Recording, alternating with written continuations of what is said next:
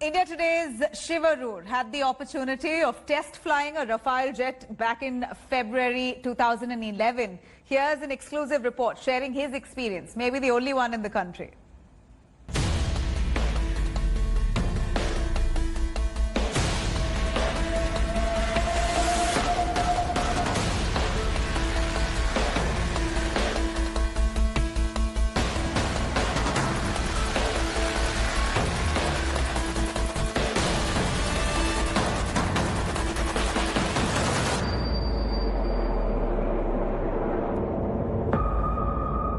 Roaring, ready, and all set for the Indian Air Force.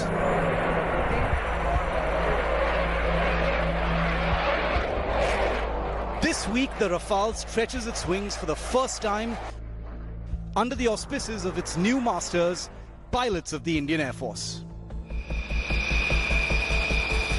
And as a whole generation of Indian aviators gets set to operate one of the most advanced combat jets in production today,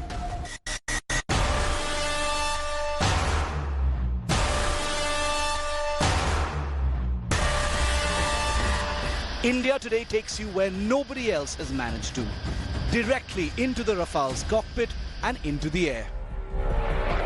Flavor of the season here at Aero India at Yelahanka is definitely the Indian Air Force's medium multi-role combat aircraft competition. We here at Headlines today have been invited to test fly what is perhaps the lowest profile contender in what we're calling the mother of all deals.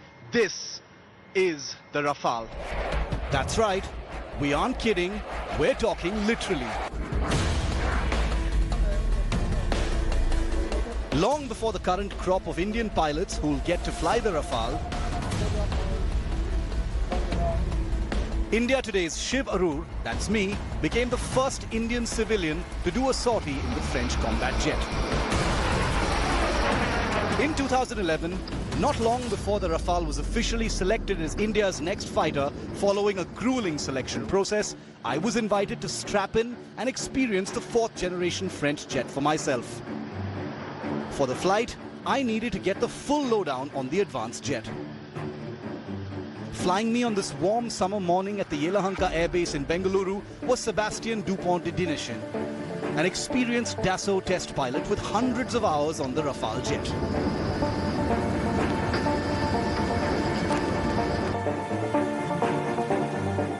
For this flight, I got to don a French Navy flight suit and boots, all crucial elements to the flying experience. And of course the all-important G-suit, indispensable for combat flying that involves sharp maneuvers.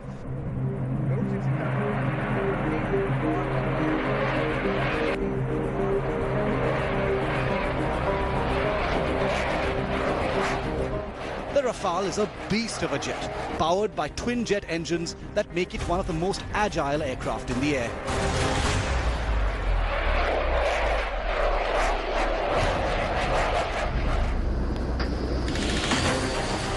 I got a full cockpit briefing on the aircraft, including how to operate major systems, controls, and of course the emergency ejection system in case of any catastrophe in the air.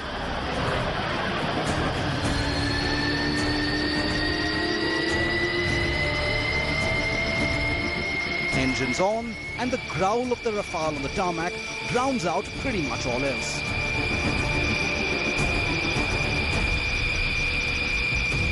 Inside the cockpit, however, with helmet on, I can hear barely a rumble. And I remain in direct communication throughout with pilot Sebastian.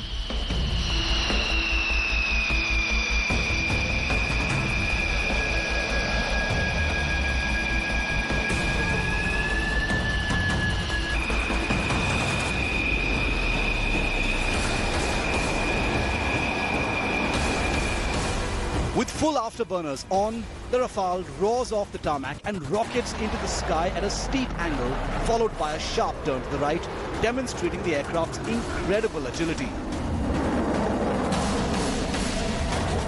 Strapped into the Rafale, we exited Bengaluru airspace to less densely populated parts of the state for a full 15-minute flight.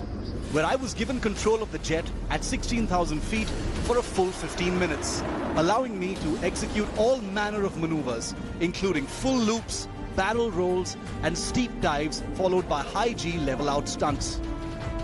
After a full demonstration of the Rafale sensor and combat systems, it was time to return to base.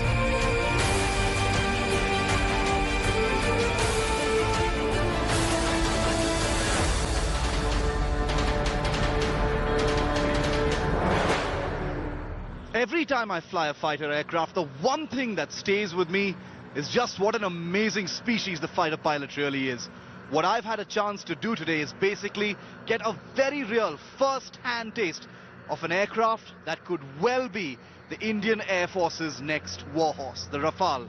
That this aircraft chose to come this year to Yelahanka, to Aero India, let's never forget, is symbolic of India's growing importance in the world, and that one of the most ferociously contested military aircraft acquisitions is in really its final stretch.